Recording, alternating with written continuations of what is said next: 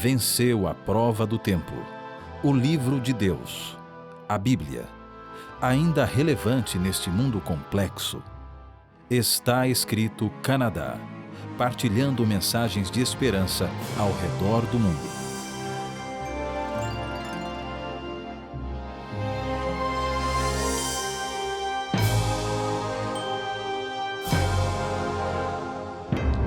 Muito bem-vindos a mais um programa do Está Escrito Canadá. Eu sou Evaldo Vicente, é sempre uma honra, um privilégio, uma alegria ter vocês aqui conosco. Len e Nicole Clamp queriam ter a alegria de criar um filho. E eles tiveram essa oportunidade quando receberam a responsabilidade de cuidar de Grayson, que na época tinha apenas 7 semanas de vida. Mas eles perceberam que havia algo diferente em Grayson. Depois de alguns exames e testes, os médicos descobriram que Grayson era surdo. Len e Nicole já cuidavam de Grayson há 1 ano. E logo após receberem a notícia da sua surdez, eles receberam a oferta de aceitá-lo definitivamente como filho adotivo. Eles estavam determinados a se tornarem os melhores pais do mundo para Grayson e decidiram que sim, queriam adotá-lo. Eles desenvolveram diversas formas de se comunicar com ele. A surdez de Grayson era causada pelo fato de ele ter nascido sem um nervo que liga o ouvido ao centro auditivo do cérebro. Por causa disso, implantes de cóclea, por exemplo, não foram nem considerados, porque de nada adiantariam. Entretanto, os médicos acreditavam sim numa solução. E eles propuseram um implante auditivo de tronco cerebral. Se essa proposta fosse aprovada, Grayson seria a primeira criança a receber este tipo de implante nos Estados Unidos. Assim, os médicos do Centro Médico da Universidade da Carolina do Norte planejaram uma cirurgia muito delicada. Essa cirurgia foi realizada em abril de 2013. No dia 21 de maio de 2013, os médicos ativaram o aparelho instalado em Grayson. E naquilo que se tornou um vídeo extremamente popular no YouTube, Grayson ouviu a voz de seu pai pela primeira vez. A expressão de surpresa na face de Grayson não tem preço. Ele jamais tinha ouvido qualquer coisa antes e agora estava ouvindo pela primeira vez a voz de seu pai. Com frequência nós aprendemos novas coisas e ficamos bastante surpresos. Às vezes a surpresa é boa, é muito bem-vinda, mas às vezes ela é mais do que nós podemos suportar, torna-se quase avassaladora. Em nossos programas recentes, nós temos estudado a pergunta: é o céu uma realidade? E o nosso estudo nos levou a olhar o que a Bíblia diz sobre o que acontece quando morremos. Se você perdeu o programa das semanas recentes, você pode visitar o nosso website www.estaescrito.ca ou o nosso canal no YouTube, youtube.com/estaescritocanadá. E lá você poderá assistir os programas anteriores em nosso arquivo. A conclusão de nosso estudo pode ter causado surpresa a muitos de vocês, nossos telespectadores. Para alguns pode ser que tenha sido até decepcionante perceber que quando alguém morre, a Bíblia diz que esta pessoa simplesmente dorme, num estado totalmente inconsciente, aguardando o retorno do Senhor. Para outros, porém, essa mensagem foi, quem sabe, reveladora e mesmo libertadora, principalmente quando eles aprendem de onde vem essa ideia de ir imediatamente para o céu ou para o inferno. De fato, o conceito de que o corpo e a alma existem como 2 entidades separadas vem do dualismo grego, que, por sua vez, deriva de crenças da antiguidade egípcia.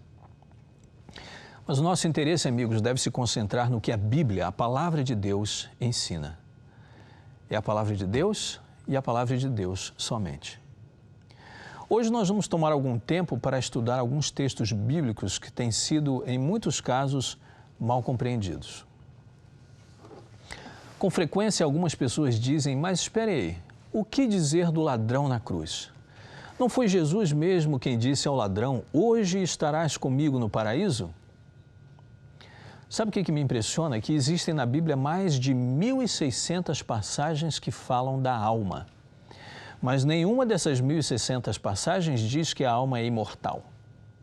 Na verdade, a Bíblia diz em Eclesiastes, capítulo 9, verso 5, Eclesiastes 9, 5, o seguinte: porque os vivos sabem que hão de morrer, mas os mortos não sabem coisa nenhuma. Em mais de 50 passagens bíblicas, a Bíblia diz que a morte é apenas um sono. Mas, infelizmente, muitos têm deixado de lado centenas de textos claros da Bíblia sobre a morte e sobre a segunda vinda de Cristo e sobre a ressurreição, e têm aceitado ideias da filosofia a respeito da imortalidade da alma. Porque, veja, nós não podemos perder de vista um importante princípio de estudo bíblico, segundo o qual devemos começar com passagens que são claras e progressivamente nos dirigirmos às passagens que são mais desafiadoras. Nós não podemos basear as nossas crenças em apenas um ou em apenas uns poucos textos, mas precisamos ir para aquilo que é predominantemente evidente no estudo da Bíblia. Mas então o que dizer do ladrão da cruz? O que de fato aconteceu naquele dia? Qual é de fato a mensagem bíblica para nós? Os capítulos que encerram o livro de Mateus e o Evangelho de Lucas revelam os momentos finais da vida de Jesus aqui nesta terra. A Bíblia registra que Cristo foi crucificado entre dois ladrões. E estes dois ladrões não eram os indivíduos mais distintos da sociedade naquela época. Veja como Mateus conta essa história. Mateus capítulo 27, versículos 38 a 44. Com Jesus crucificaram também dois ladrões, um à sua direita e o outro à sua esquerda. Os que passavam por ali caçoavam dele, balançavam a cabeça e o insultavam, dizendo: Ei, você que disse que era capaz de destruir o templo e tornar a construí-lo em 3 dias, se você é mesmo o Filho de Deus, desça da cruz e salve-se a si mesmo. Os chefes dos sacerdotes, os mestres da lei, os líderes judeus, também caçoavam dele, dizendo: Ele salvou os outros, mas não pode salvar a si mesmo. Ele é o rei de Israel, não é? Se descer agora mesmo da cruz, nós creremos nele. Ele confiou em Deus e disse que era o Filho de Deus. Vamos ver se Deus quer salvá-lo agora. E até os ladrões que foram crucificados com Jesus também o insultavam. Um ladrão crucificado de cada lado de Jesus. Ambos lhe diziam impropérios, ambos reclamavam e insultavam Jesus. Mas enquanto estes criminosos estavam ali pendurados ao lado de Cristo, algo começou a acontecer. Um deles viu Jesus, um homem completamente inocente, morrendo naquela cruz que, entretanto, não retaliava, não reclamava, não mostrava qualquer indignação. Na verdade, Jesus pediu a Deus que os perdoassem pelo que faziam. Lucas acrescenta alguns detalhes importantes e interessantes e demonstra a transformação que ocorre num dos ladrões. Acompanhe comigo Lucas, capítulo 33, versos 39 a 42. Lucas 23, 39 a 42. Um dos malfeitores crucificados blasfemava contra ele, dizendo: Não és tu o Cristo? Salva-te a ti mesmo e a nós também. Respondendo-lhe, porém, o outro, repreendeu-o, dizendo: Nem ao menos temes a Deus, estando sob igual sentença? Nós, na verdade, com justiça, porque recebemos o castigo que os nossos atos merecem, mas este nenhum mal fez. E acrescentou: Jesus, lembra-te de mim quando vieres no teu reino. Aquele ladrão começou a experimentar a transformação do seu coração. Ele olhou para Jesus e viu que Jesus era o Messias. E este ladrão clama a Jesus: lembra-te de mim quando vieres no teu reino. Mas como foi que Jesus respondeu? Lucas 23, 43. Jesus lhe respondeu: Em verdade te digo que hoje estarás comigo no paraíso. Agora, é neste ponto aqui que o texto tem sido mal compreendido. Sobre o que mesmo é que esse texto está falando? Será que Jesus está dizendo ao ladrão: eu digo para você hoje, neste dia em que eu tenho a coroa de espinhos na minha cabeça, neste dia em que eu tenho os cravos nas minhas mãos, neste mesmo dia em que eu estou aqui a morrer sobre a cruz, neste dia em que parece que eu não posso salvar ninguém, nem a mim mesmo, Eu digo a você hoje mesmo, que você estará hoje comigo no paraíso. Será que é isso? Ou será que pode haver um significado diferente para esse texto? Veja, tudo tem a ver com o uso do pronome relativo que, porque no original grego este pronome não aparece. Ele foi adicionado pelos tradutores numa tentativa de facilitar a fluidez do texto, de tornar o texto mais claro. Mas este pronome não fazia parte do texto grego original. A questão é que, ao ser adicionado, o pronome foi colocado numa posição que para os tradutores fazia sentido. Mas agora veja bem, longe de mim criticar os tradutores. Eu não estou criticando os tradutores da Bíblia. Na verdade, nós devemos ser gratos a Deus pelos teólogos e estudiosos que fizeram as traduções que temos da Bíblia em português. Mas a verdade é que determinar a tradução exata de conjunções e pronomes é uma das tarefas mais difíceis para os tradutores. Mas considerando que o pronome relativo que precisa estar no texto para facilitar e ajudar a fluidez dele, tudo agora vai depender de onde você coloca esse pronome. Se você coloca o pronome antes da palavra hoje, o texto vai dizer: em verdade te digo que hoje estarás comigo no paraíso. Então é realmente como se Jesus estivesse dizendo e garantindo ao ladrão que ele estaria com Jesus no paraíso naquele mesmo dia. Mas se você colocar o pronome que depois da palavra hoje, veja quanta diferença isso faz no significado do texto. Em verdade te digo hoje que estarás comigo no paraíso. Em outras palavras, neste dia em que eu estou aqui pendurado na cruz, neste dia em que os cravos estão em minhas mãos, eu afirmo a você hoje que você estará comigo no paraíso, porém, no futuro. Mas há uma outra razão pela qual você pode saber que o pronome deve estar depois da palavra hoje e não antes dela. E a razão é a seguinte: como é que Jesus poderia prometer ao ladrão que ele estaria com ele no paraíso naquele dia, se o próprio Jesus não foi ao paraíso naquele dia? A Bíblia nos diz que Jesus morreu no dia da preparação, isto é, na sexta-feira, que muitos de nós hoje conhecemos como Sexta-feira Santa. O dia seguinte era, portanto, o sábado. Jesus dormiu e descansou na sepultura naquele sábado. O dia seguinte era o domingo, o primeiro dia da semana, ou o domingo de Páscoa, reconhecido por muitos como o dia em que Jesus ressuscitou de entre os mortos. Você se lembra da história do dia da ressurreição? Como foi? Maria foi ao túmulo para embalsamar o corpo de Jesus. Ela não sabia que Jesus já tinha ressuscitado dos mortos. Mas lá, através dos seus olhos marejados de lágrimas, de tristeza, ela viu o túmulo de Jesus vazio. Então ela viu alguém que ela pensou ser o jardineiro. Mas não era o jardineiro, era Jesus. Ouça o desenrolar dessa história em João, capítulo 20, versos 15 a 17. João 20, 15 a 17. Perguntou-lhe Jesus: mulher, por que choras? A quem procuras? Ela, supondo ser ele o jardineiro, respondeu: Senhor, se tu o tiraste, dize-me onde o puseste e eu o levarei. Disse-lhe Jesus: Maria.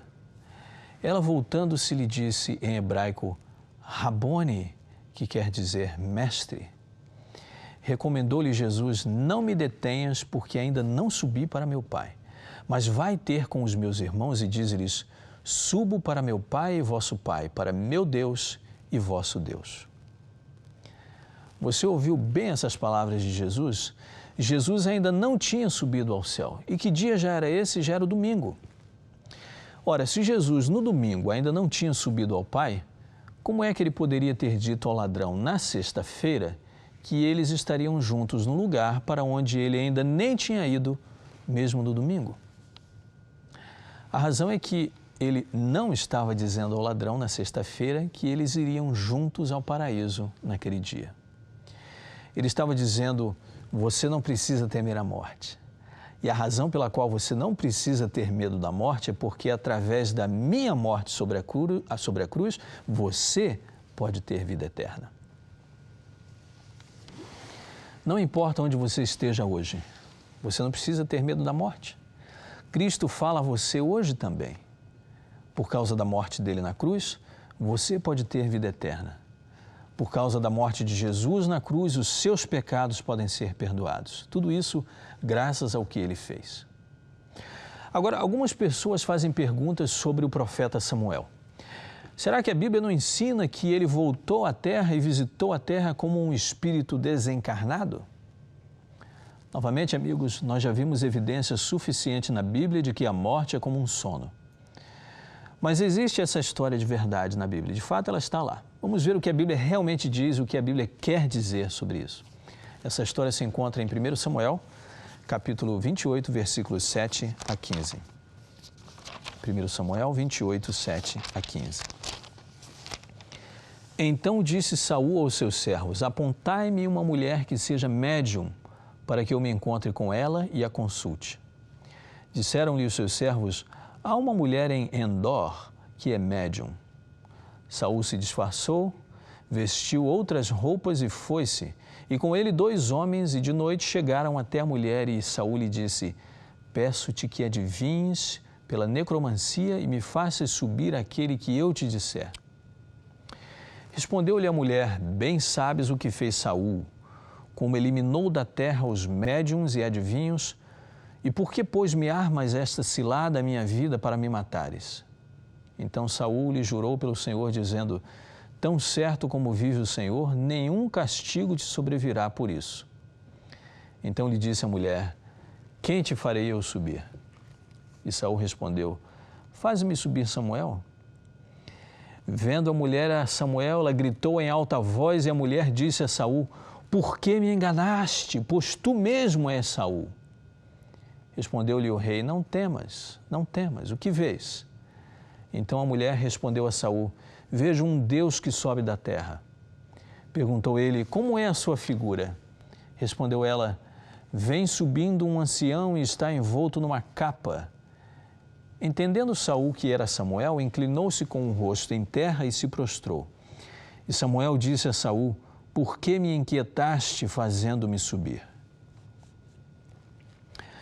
Eu gostaria que nós prestássemos atenção em vários pontos importantíssimos dessa passagem. Primeiro, Saul está agindo em desobediência direta ao comando de Deus. Deuteronômio 18, versos 10 a 14, proíbe completamente consultas a médiuns. Deuteronômio 18, 10 a 14.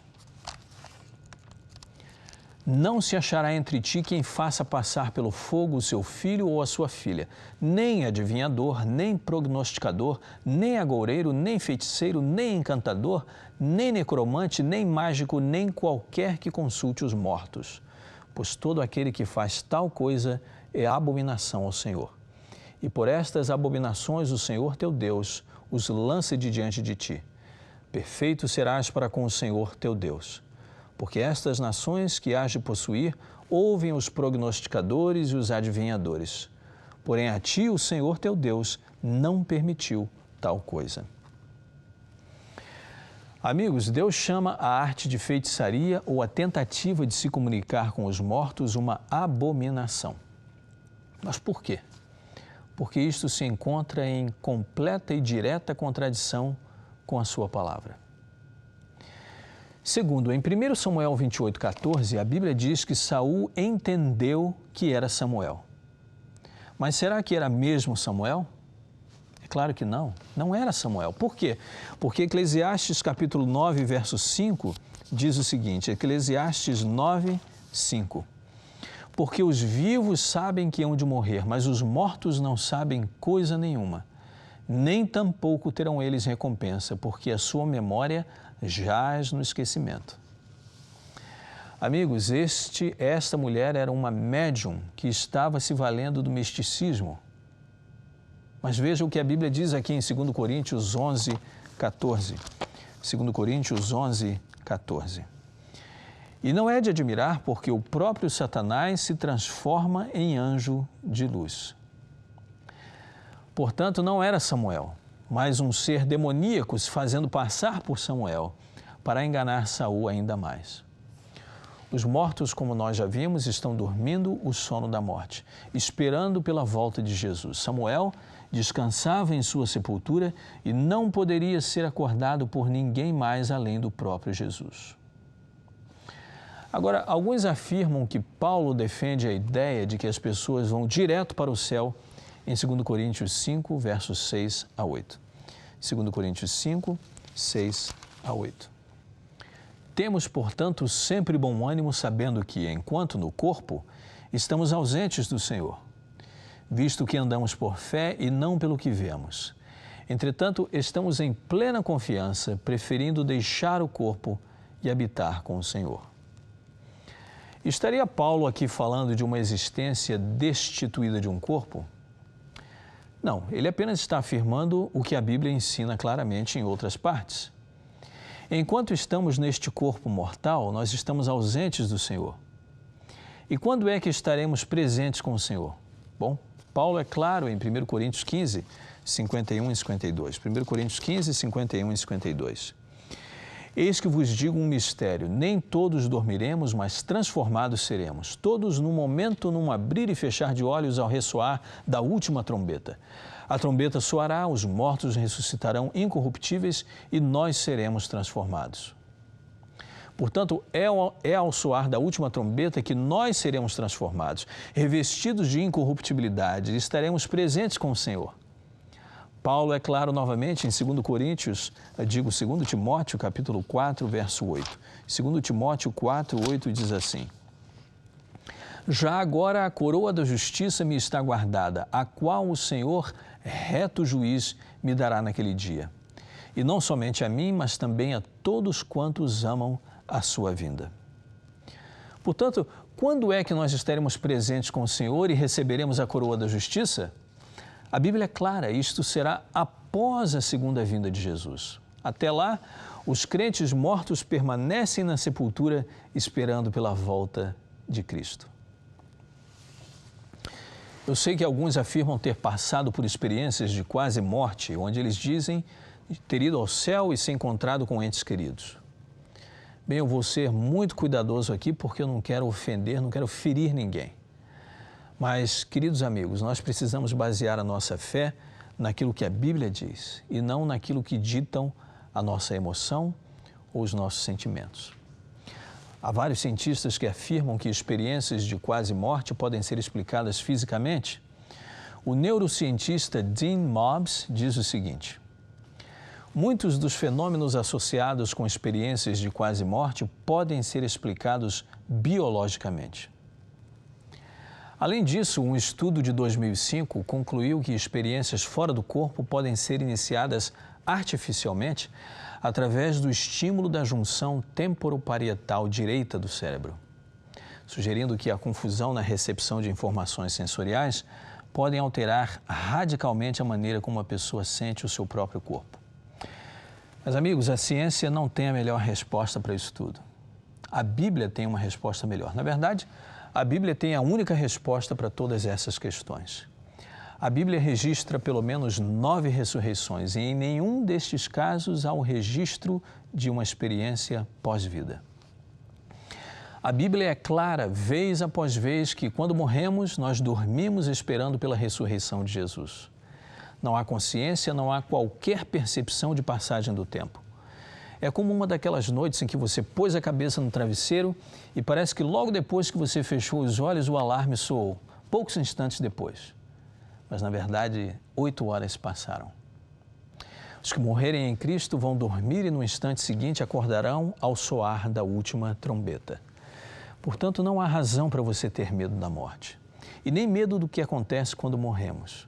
Porque ao entregarmos o nosso coração e a nossa vida a Jesus, estamos seguros nele e nada teremos que temer.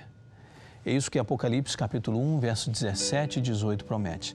Apocalipse 1, 17 e 18. Não temas, eu sou o primeiro e o último e o que vive. Fui morto, mas eis que aqui estou vivo para todo sempre. Amém. E tenho as chaves da morte e do inferno. Jesus venceu a morte e ele está voltando outra vez para dessa vez destruir a morte definitivamente e o pecado. No reino do céu nós viveremos com ele para sempre. Você não quer colocar a sua vida inteiramente nos braços dele? Por que não decidir hoje seguir inteiramente o Salvador? Vamos orar. Pai amado, eu peço por quem me ouve nesse instante, para que seja feita uma decisão de seguir-te e seguir-te completamente. Porque estando nos braços de Jesus estaremos seguros, mesmo em face da morte. E mesmo que venhamos a morrer e descansar antes que Jesus volte, a nossa salvação estará assegurada e garantida. E veremos o rosto de Jesus quando Ele voltar para nos ressuscitar. Abençoa cada um dos que me ouve. Eu te peço em nome e por amor de Jesus. Amém.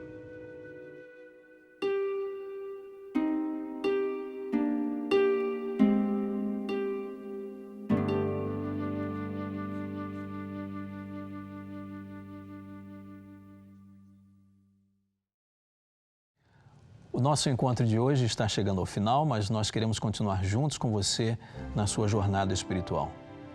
Eu quero encorajá-lo a visitar o nosso website, mais uma vez, www.estaescrito.ca, onde você pode deixar o seu pedido de oração, pelo qual nós estaremos orando todos os dias.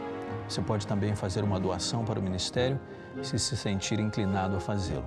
Este ministério é mantido pelas orações e pelo apoio financeiro dos nossos telespectadores. Espero encontrá-lo em nosso próximo encontro e tê-lo aqui em nosso próximo programa. Mas até lá, lembre-se, está escrito, nem só de pão viverá o homem, mas de toda palavra que procede da boca de Deus.